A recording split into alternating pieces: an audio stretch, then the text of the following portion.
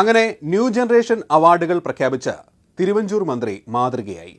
ഈ പഴയ പടക്കുതിരകളെയൊന്നും അവാർഡ് പട്ടികയിൽ തീരെ കാണാനേയില്ല. ഈ സിനിമാക്കാർക്കിടയിലെ അബ്ദുറബ്ബാണ് തിരുവഞ്ചൂരെന്നും മത്സരിച്ച എല്ലാവർക്കും വാരിക്കോരി കൊടുത്തിട്ടുണ്ടെന്നും ചില ദോഷൈക ദൃക്കുകൾ പറഞ്ഞു പരത്തുന്നുണ്ട്. മന്ത്രി അത് കാര്യമാക്കേണ്ടതില്ല. ധൈര്യമായി താങ്കളുടെ പ്രഖ്യാപനം തുടങ്ങിക്കോളൂ. പ്രാവശ്യം ചലച്ചിത്ര അവാർഡ് പ്രഖ്യാപിക്കാൻ വേണ്ടിയിട്ടാണ്. ഈ അവാർഡ് പ്രഖ്യാപനം മുഴുവനായി ഞങ്ങളിവിടെ കാണിക്കുന്നില്ല, കാരണം അതിന് മാത്രമുള്ള സമയമില്ല. എന്നാലും അവാർഡ് പ്രഖ്യാപനത്തിലെ ഏറ്റവും പ്രസക്തമായ ഭാഗങ്ങൾ പ്രേക്ഷകർക്ക് വേണ്ടി നമ്മളിവിടെ കാണിക്കുകയാണ്.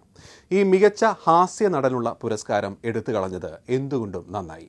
അല്ലെങ്കിൽ ഈ വാർത്താ സമ്മേളനം കഴിഞ്ഞ ഉടനെ മന്ത്രിക്ക് ആ അവാർഡ് കൊടുക്കേണ്ടി വരുമായിരുന്നു. സംശയമുണ്ടെങ്കിൽ കണ്ടു നോക്കൂ. മികച്ച നടി ന്യൂസിയ നസീം, നസ്രിയ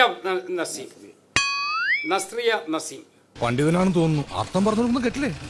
ചിത്രങ്ങള് ഓം ശാന്തി ഓശാന, ബാംഗ്ലൂർ ഡേയ്സ്. മികച്ച പിന്നണി ഗായിക ശ്രേയ ഘോഷാൽ. ഗാനം വിജനതയിൽ പാതി വഴി തീരുന്നു. ചിത്രം ഹൗ ഓൾഡ് ആർ യു. മികച്ച ഗാനരചയിതാവ് OS ഉണ്ണികൃഷ്ണൻ. ഗാനം ഇത്ര പകലിനോട് ഒത്തുചേർന്നിടുമീ രാവെന്തേറെ കറുത്തുപോയി. അതാണ്. മികച്ച സംഗീത സംവിധായകൻ രമേഷ് നാരായൺ. ആദിത്യ കിരണങ്ങൾ അഞ്ഞലം എഴുതും. അതാണ് ഗാനം. ചിത്രം വൈറ്റ് ബോയ്സ്. മികച്ച സംവിധായകൻ ബിജിബാൽ.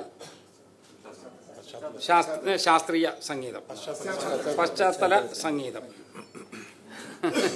നിനക്ക് ഈ ഇളിപ്പാണ് നല്ലത്. എടാ, ദൈവം ഓരോ കാര്യത്തിനും ഓരോരുത്തരെ സൃഷ്ടിച്ചു വിട്ടിട്ടുണ്ട്. അതിന്റെ ഒരു ഉദാഹരണമാണ് നീ. ചിത്രം വിവിധ ചിത്രങ്ങൾ. ഇതൊക്കെ എന്ത്? മികച്ച സ്വഭാവ നടൻ അനൂപ് മേനോൻ. 5000 രൂപയും ശില്പവും 50,000 രൂപയും ശില്പവും പ്രശസ്തി പത്രവും.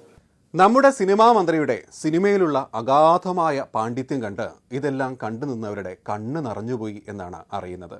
ഏതായാലും ഇതിപ്പോൾ മലയാള സിനിമ അവാർഡായത് ഭാഗ്യം. വല്ല ദേശീയ അവാർഡുമായിരുന്നെങ്കിലോ എന്തൊക്കെ കാണേണ്ടി വരുമായിരുന്നു അല്ലേ.